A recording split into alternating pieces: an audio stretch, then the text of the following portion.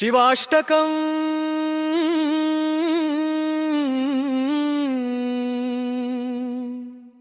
प्रभुं प्राणनाथं विभुं विश्वनाथं जगन्नाथनाथं सदा विश्वरूपम् सदानन्दमेकं भवं भावनाथं स्मरामि स्मरामि सदा शङ्करं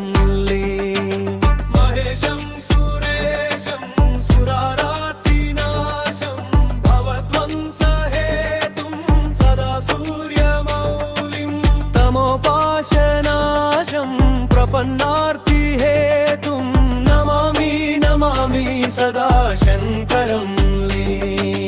गिरीशं गणेशं गलद्रत्नहारं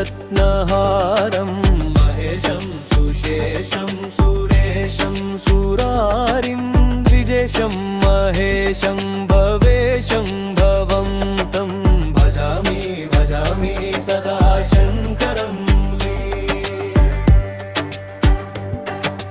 शरच्चन्द्रमौलिं गणेशाधिनाथं कलातीतरूपं सदा तत्त्वरूपं परमानन्दमेकं तुरीयप्रदेशं भजामि भजामि सदा शङ्करं कृतान्धकप्राणहरं शूलपाणिं नमामि नमामि सदा शूलपाणिं यशोरूपपाणिं मनोजस्वरूपं भजामि भजामि सदा शङ्करं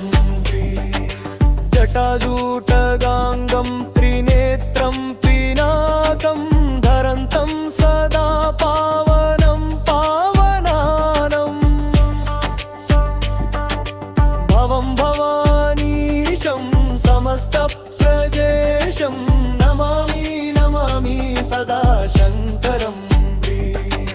शिवं शान्तमेकं तुरीयप्रदेशं मनोबुद्धिहीनाङ्गिरागोचरं जगन्नाथनाथं सदानन्दरूपं भजामि भजामि सदा शङ्करम् अहं पापिना पापराशिप्रधानं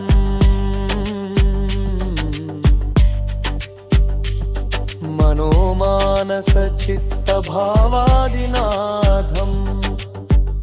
प्रणम्य शरण्यं सदा शूलपाणिं भजामि भजामि सदा शङ्करं